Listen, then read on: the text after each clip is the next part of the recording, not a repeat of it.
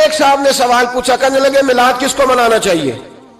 میں نے کہا اس بیٹی کو منانا چاہیے میلاد جو زندہ ہوتی تھی تو دفن کر دیا جاتا تھا، پر میرے رسول نے فرمایا اب جو بیٹی پالے گا نا میں اس کا بازو پکڑ کے جنت میں ساتھ لے کے جاؤں گا۔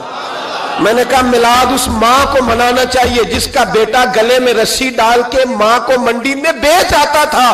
میرے مصطفیٰ کریم نے فرمایا جنت 7 آسمانوں کے اوپر سدرۃ المنتہا کے پاس تھی، پر میں نے وہاں سے کھینچ کے لا کے ماں کے قدموں کے نیچے رکھ دی ہے۔ میلاد اس باپ کو منانا چاہیے جس کی اولاد ڈنڈوں سے مارتی تھی، پر رسول کریم علیہ السلام نے فرمایا سن لو سن لو سن لو، اب جس کا ابا راضی ہوگا اسی کا اللہ راضی ہوگا۔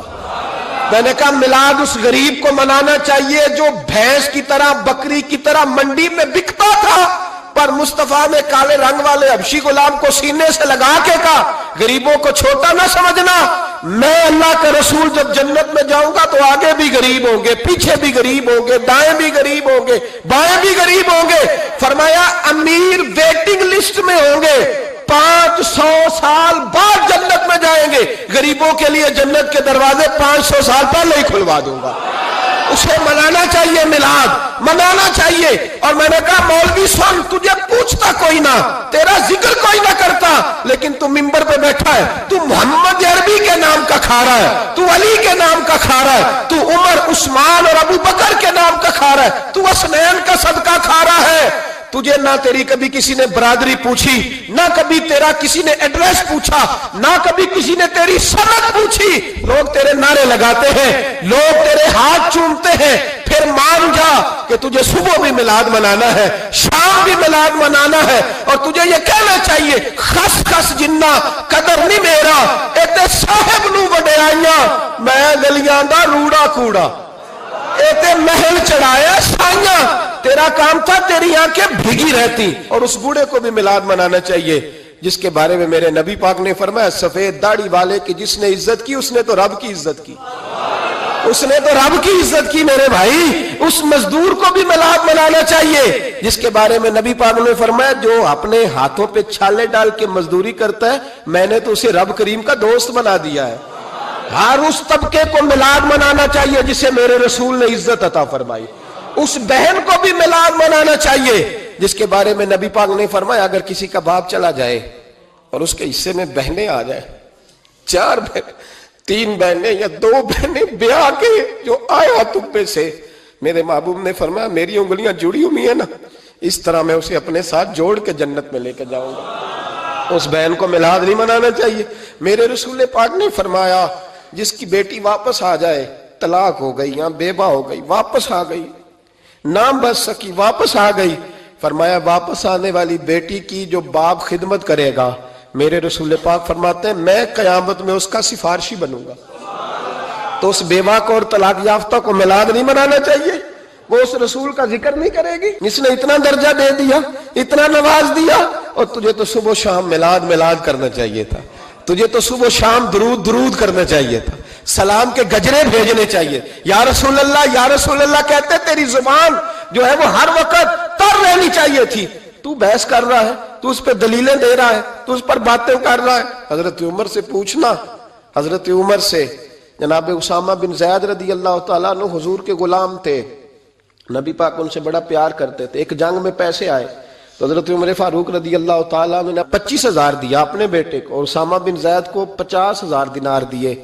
بیٹا کہنے لگا ابا جی وہ تو چھوٹے ہیں میں بڑا ہوں، وہ حضور کے زمانے میں بچے تھے میں جہاد کرتا تھا، یہ آپ نے کیا کیا؟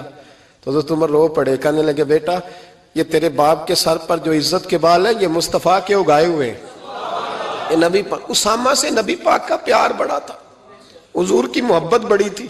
بیٹا اس کے ناک سے ریٹ نکلتی تھی تو رسول پاک اپنے ہاتھوں سے صاف کر دیتے تھے، حضور اس کو گود میں بٹھاتے تھے۔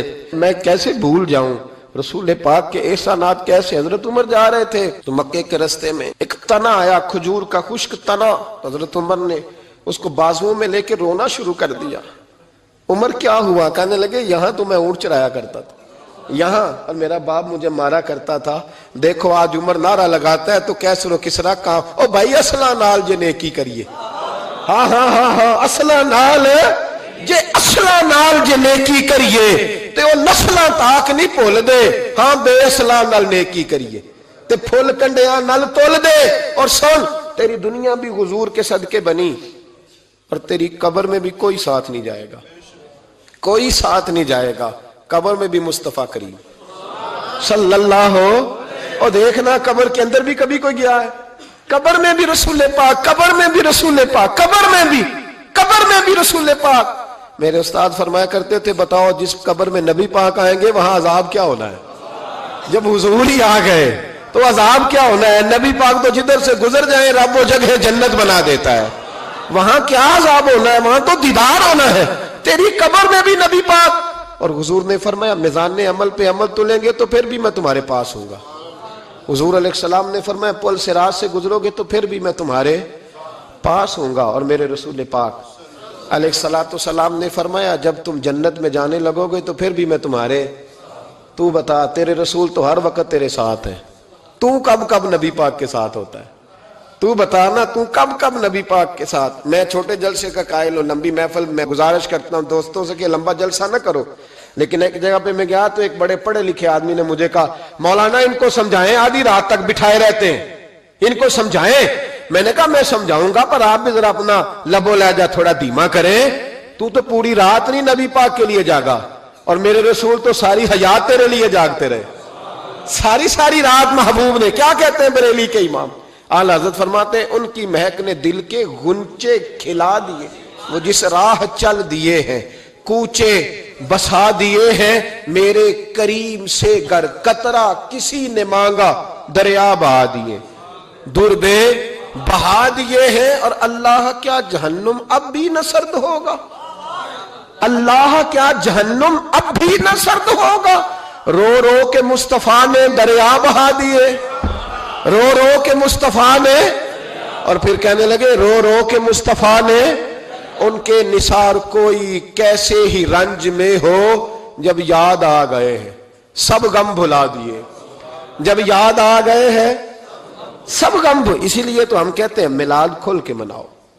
رسول پاک کا میلاد بہانے کرتے ہیں, بہانے وہ کرتا ہے جس نے کام نہیں کرنا ہوتا, جس نے کرنا ہوتا ہے وہ بہانے.